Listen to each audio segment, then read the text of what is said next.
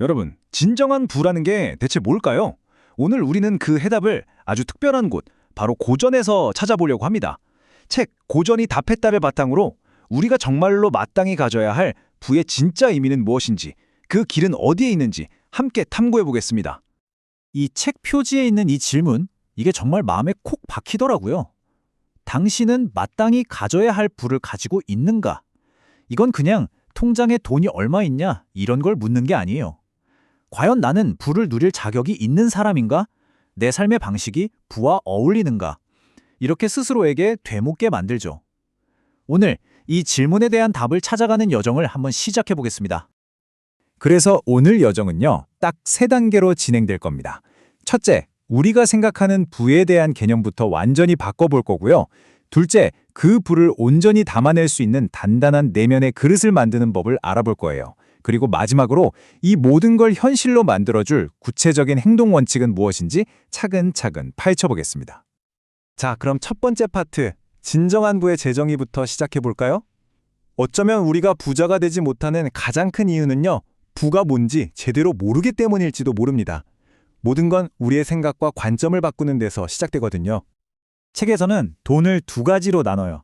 마치 독이 든 사과 같은 나쁜 돈, 그리고 생명의 열매 같은 좋은 돈. 나쁜 돈은 복권 당첨금처럼 갑자기 굴러들어와서 우리를 불안하게 만들고 결국 파멸로 이끌죠. 반면에 좋은 돈은요, 내 땀과 노력, 그리고 나만의 원칙을 통해서 차곡차곡 쌓아 올린 나 자신을 성장시키는 그런 돈입니다. 이 둘을 구분하는 눈을 감는 것, 이게 모든 것의 시작입니다. 실제로 이런 일이 있었죠. 한 남자가 무려 242억 원이라는 정말 꿈같은 거액의 복권에 당첨됐습니다. 하지만 그의 삶은 어떻게 됐을까요? 결국 모든 걸 잃고 불행의 나락으로 떨어졌어요. 왜 그랬을까요?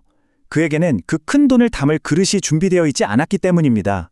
이 이야기는 우리에게 아주 중요한 걸 알려줍니다. 돈의 액수보다 중요한 건 돈의 성격, 그리고 그걸 다룰 수 있는 내면의 힘이라는 걸요. 여기서 진짜 재미있는 역설이 하나 나옵니다. 바로 흠이라는 개념인데요. 여러분, 보통 성공하려면 완벽해야 한다고 생각하잖아요. 근데 이 책은 단호하게 아니다 라고 말해요. 실패하는 사람들은 자신의 약점을 그저 변명거리로 삼지만 성공하는 사람들은 오히려 자신의 흠, 그러니까 결점이나 실패 경험을 성장의 발판으로 삼는다는 거죠. 여러분의 흠은 뭔가요? 어쩌면 그게 약점이 아니라 여러분을 성장시킬 가장 강력한 씨앗일지도 모릅니다. 그렇다면 그 성장의 씨앗 어떻게 키워내야 할까요? 그 방법을 이제 두 번째 파트, 내면의 요새 구축하기에서 알아볼 겁니다. 진정한 부를 끌어당기고 또 그걸 단단하게 지켜낼 수 있는 그런 튼튼한 내면을 만드는 법에 대한 이야기죠. 철학자 사르트르가 이런 질문을 던졌대요. 당신의 본질은 무엇인가? 좀 어렵죠? 이걸 좀 쉽게 말하면 이런 거예요. 당신은 도대체 어떤 사람입니까? 무엇을 할 때 가장 당신답습니까? 부를 쌓는 여정은 바로 이 질문, 즉, 나 자신을 제대로 아는 것에서부터 시작됩니다. 여러분은 스스로를 얼마나 잘 알고 계신가요? 이 책에서 계속해서 정말 반복적으로 강조하는 핵심 원리가 하나 있거든요.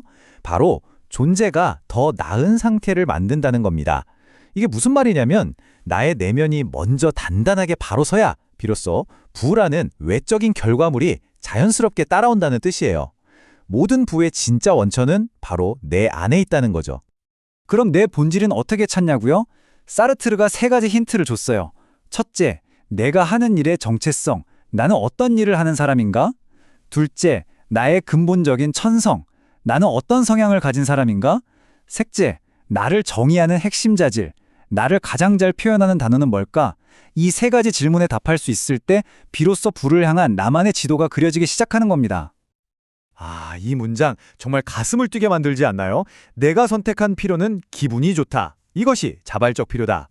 억지로 하는 야근의 필요랑은 차원이 다른 이야기죠. 밤을 새워도 즐거운 프로젝트, 힘들어도 뿌듯한 운동처럼 내가 정말 사랑하는 목표를 위해서 기꺼이 감수하는 즐거운 힘듦을 말하는 거예요. 진정한 부는 바로 이 자발적 필요를 즐기는 사람에게 주어지는 선물과도 같습니다.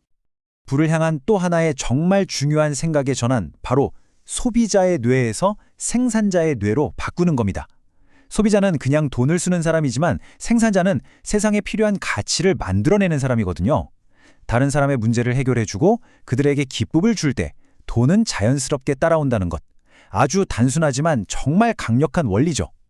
자, 이제 대망의 마지막 세 번째 파트, 행동의 원칙입니다. 아무리 좋은 생각도 머릿속에만 있으면 아무 소용 없잖아요.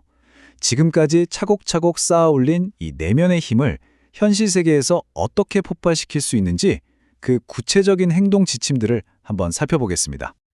혹시 너무 빨리 성공하고 싶어서 마음이 좀 조급한가요? 그렇다면 이 10년 주기론을 꼭 기억해 주세요.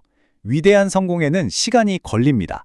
첫 10년은 씨앗을 심고 배우는 준비 기간, 다음 10년은 싹을 틔우고 실행하는 기간, 그리고 마지막 10년은 풍성한 열매를 거두고 확장하는 기간이에요.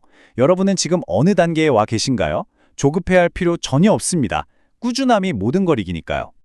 위기 속에 기회가 있다. 이 말을 정말 온몸으로 보여주는 이야기가 있어요. 1991년 일본 아오모리현 농부들의 1년 농사가 막 결실을 맺으려던 참이었습니다. 그런데 거대한 태풍이 들이닥쳐서 모든 걸 휩쓸어 가버렸어요. 수확을 앞둔 사과의 90%가 그냥 속절없이 땀에 떨어져 버린 거죠. 그야말로 절망 그 자체였습니다. 하지만 말이죠. 농부들은 여기서 주저앉지 않았습니다. 나뭇가지에 꿋꿋하게 붙어있는 그 10%의 사과를 보면서 기가 막힌 생각을 해내죠. 절대 떨어지지 않는 합격 사과라는 새로운 이름을 붙여준 거예요. 결과가 어땠을까요? 이 사과는 수험생들 사이에서 그야말로 대박이 나서 평소 가격의 10배에 팔려나갔습니다. 재앙을 기적으로 바꾼 놀라운 관점의 전환이었죠.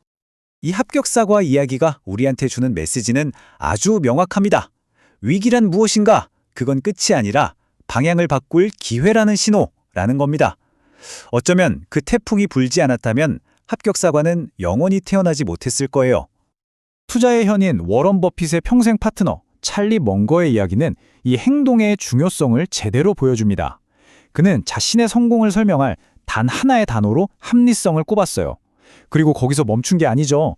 그 개념을 완전히 자기 것으로 만들기 위해서 무려 600권의 책을 파고들었습니다. 여러분의 성공을 정해야 할 단 하나의 단어는 무엇인가요? 그리고 그것을 위해 얼마나 깊이 파고들 준비가 되어 있으신가요? 자, 이렇게 한 바퀴 돌아서 우리는 다시 처음에 그 질문으로 돌아왔습니다.